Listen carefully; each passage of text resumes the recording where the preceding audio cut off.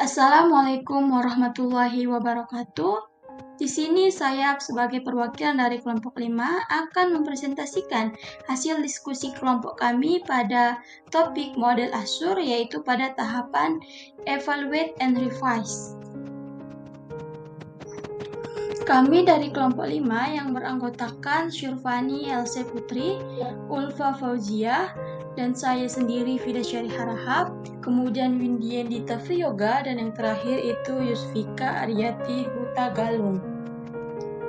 Model Azure itu merupakan model pembelajaran yang dirancang untuk memfokuskan terciptanya pembelajaran yang efektif dan efisien pada kegiatan pembelajaran yang menggunakan media dan juga teknologi.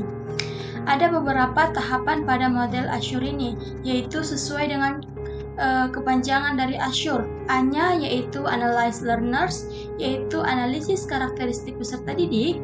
Selanjutnya yang S yaitu State Standard and Objectives, yaitu merumuskan standar dan tujuan.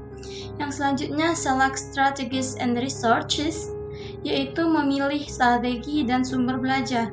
Yang U-nya itu yaitu Utilize Resources, yaitu memanfaatkan sumber belajar. Yang R-nya itu Require Learner Participation, yaitu partisipasi peserta didik. Dan yang terakhir yang E-nya yaitu Evaluate and Revise, ataupun evaluasi dan revisi.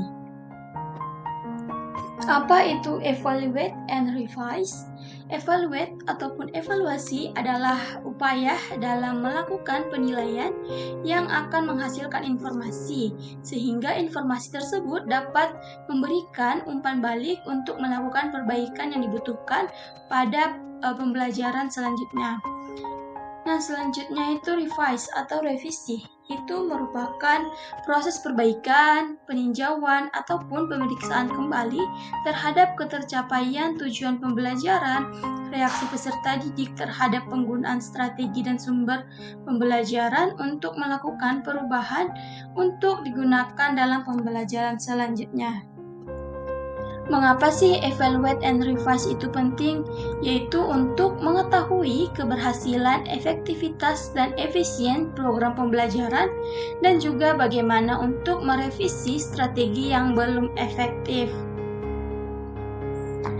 Penilaian dan perbaikan dapat didasari dari tahapan berikut ini.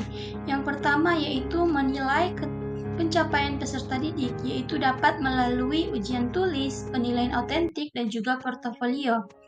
Nah, yang kedua itu dapat menggunakan dengan menilai dan memperbaiki strategi, teknologi, dan media. Itu kita dapat memperolehnya itu melalui survei dan juga diskusi dengan peserta didik. Dan kemudian itu revisi strategi, teknologi, dan media.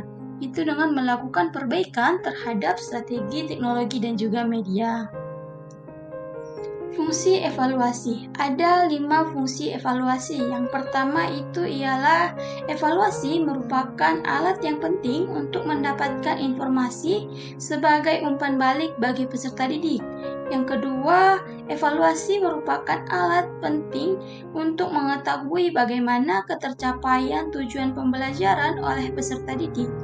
Yang ketiga itu, informasi dari evaluasi ini dapat digunakan peserta didik secara individual dalam mengambil keputusan. Yang keempat itu, evaluasi berguna untuk para pengembang kurikulum, khususnya dalam menentukan tujuan khusus yang ingin dicapai. Yang kelima yaitu evaluasi ini berfungsi sebagai umpan balik untuk orang tua, guru, pengembang kurikulum, dan juga pengambil kebijakan. Yang selanjutnya yaitu revisi. Revisi ini merupakan tahapan yang dilakukan guru untuk mempertimbangkan hasil evaluasi dan melakukan perubahan atau penyesuaian pada rencana, strategi, penggunaan teknologi, ataupun media pembelajaran. Tujuan dari dilaksanakannya revisi ini yaitu untuk memperbaiki aspek-aspek yang belum efektif dan meningkatkan kualitas pembelajaran berbasis teknologi yang mencakup perubahan materi, pendekatan pengajaran, atau media yang digunakan. Sekian presentasi saya mengenai Evaluate and Revise pada model Azure. Kurang dan lebihnya saya mohon maaf. Saya sudahi. Wassalamualaikum warahmatullahi wabarakatuh.